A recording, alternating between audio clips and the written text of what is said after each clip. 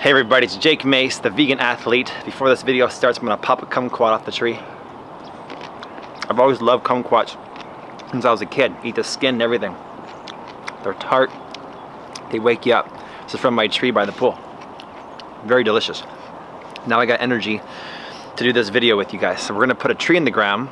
I got this tree especially from the Arizona Rare Fruit Growers. You guys can check them out at azrfg.org. And they had this tree called a Emerald Drop Pluot. It's a rare kind of stone fruit tree that comes from Dave Wilson Nursery, and this is it right here. It's a bare root, and you can see how the graft is right there. And so we're gonna prune this guy, as Doug Jones, my friend Doug Jones, told me, about 3 feet above the graft. So this is about 1 foot, 2 feet, 3 feet. So I'm gonna cut this guy about right here and on a slant. And that's the tree that we're gonna put in the ground right there. So Emerald Drop Pluot. It's a green pluot that when it's ripe, the fruit is green and it's orange on the inside. And I wanted to talk to you guys a little bit in this video about microclimate. And so I got this tree, which is called a contorted jujube, and it's February the 20-something, and it's just starting to bud out for the springtime. You can see how it buds out of the crotches there, out of the elbows. And this contorted jujube fruits a ton of fruit, and he's a big bushy tree, so he's gonna give shade and microclimate to this pluot. The sun goes that way. And so this guy will hopefully have enough chill hours, but also enough sun protection in the summertime to be protected in the summer by the jujube. And he's in kind of a colder area of the yard in the winter, which will hopefully give him more chill hours, which he needs to fruit and grow properly. So the hole's gonna be right in there. He's next to a 4-year-old goji berry, which is pretty big and fruits a lot of goji berries, and next to a 2-year-old wolfberry. I'm gonna put this guy in the hole right here. And I put a few things in the hole to ensure I'll be successful planting this fruit tree. The fruit trees I've planted in the last 4 years have done really well with this mixture that I use. You guys can get a t-shirt, it's the green t-shirt at jakemace.com that will show you Mace's Mix. Shows you my exact tree soil preparation, my soil combo. I got a pot of biodynamic active compost. It's living compost that was in the ground. It's full of sand, worm castings, compost, azomite, rock dust minerals, and there's lots of microbes in there. It's already a living soil that I pulled out of my yard over there. So we're gonna put this in the bottom of the hole. And that's important because that's gonna soften up the clay and jumpstart the microbe action in the bottom of the hole. I also have a bag of the new mycorrhiza that we're carrying, and it's in this bag right here. If you guys order this from jakemace.com, it's $7 and you'll get a bag just like this. And this is incredible stuff because it's in a granular form and it slow releases. It has 5 different species of beneficial fungus or beneficial bacteria called mycorrhiza or mycorrhizae. It's slow release, and so because it's in a granular form, it releases slow over time. Over 30,000 endomycorrhizal fungi and 140 million ectomycorrhizal fungi. So this guy is supercharged, and we have a information sheet at jakemace.com you guys can check out. And when you guys order it, it's in these great packages so you guys can store it and plant many, many trees with this. This is $7, but you can do a lot of trees with this one little package. So we're gonna open it up just like this.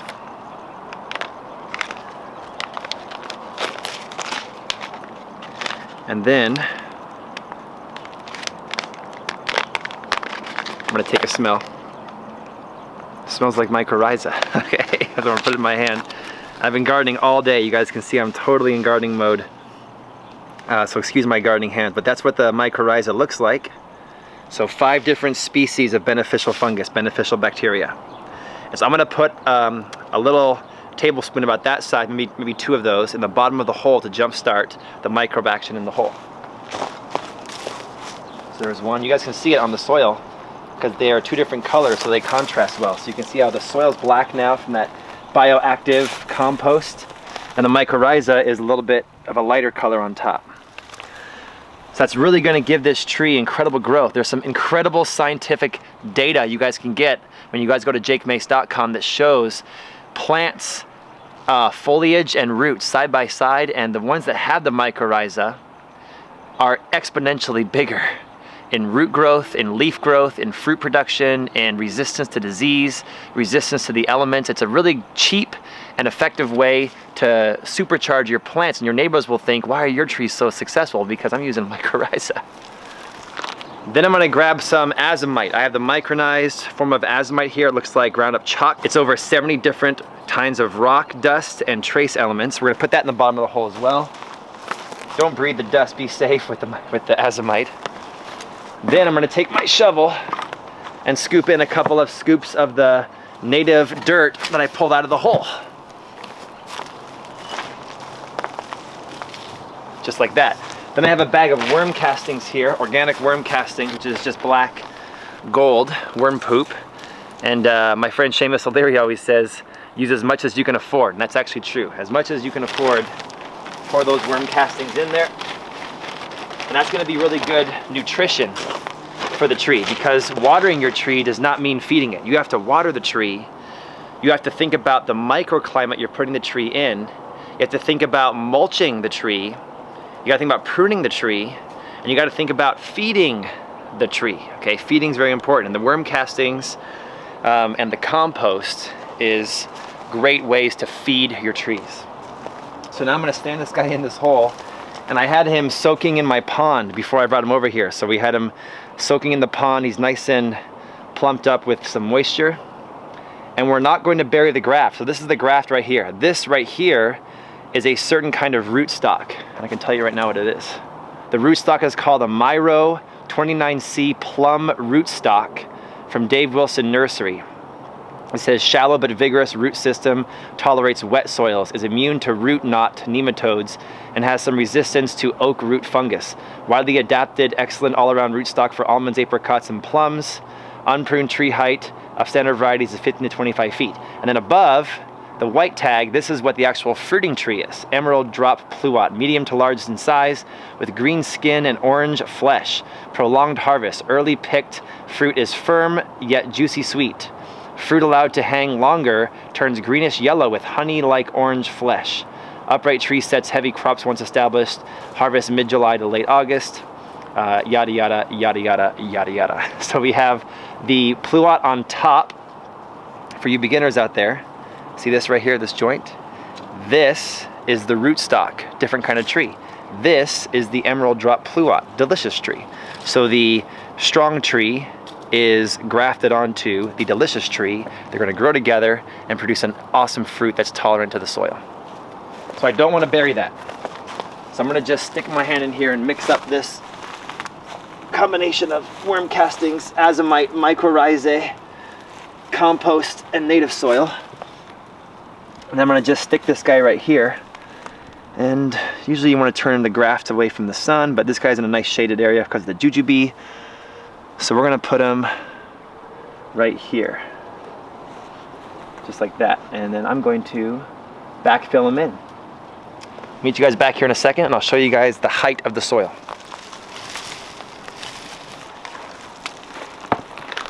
All right, I've got some of the native dirt going back in the hole here with this tree, with this pluot. And now you can see how there's still some of the roots sticking out. It's at this point that I like to add a little bit of the compost, a little more of the bioactive, biodynamic organic compost that I grew here. I'm gonna add more of the mycorrhiza. So I usually add about 4 tablespoons per tree. And so when it's all said and done, I probably use about 1/5, 1/6 of the bag. So I bet you I can do about 6 trees with this bag. So that's a pretty good deal, like $1 per tree. I mean, guys, do it. Go to jakemace.com, try it out. Do 1 tree here without mycorrhiza and 1 tree over here with it and see the difference. I'm gonna just sprinkle this like this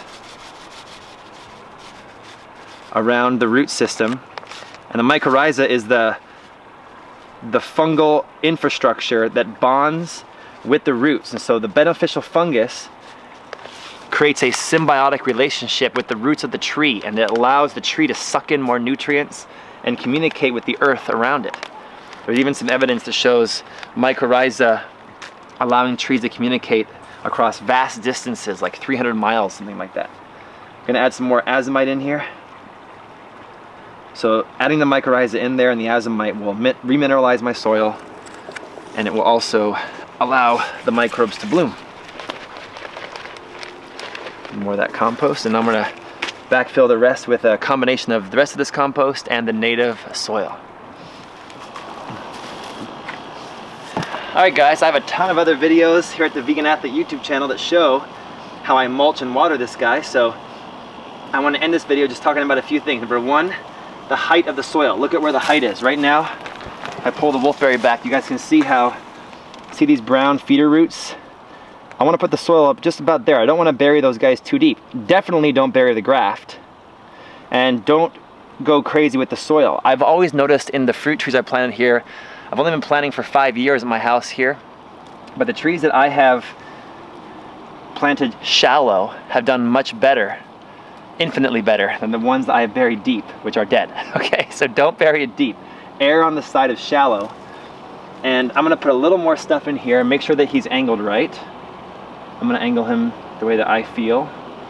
Tap into my inner spirit and see how this guy should be angled.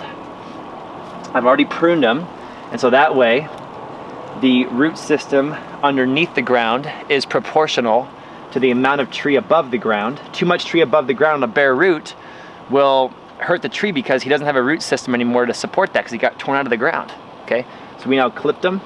So these buds, like this one, will continue to grow. He's already green.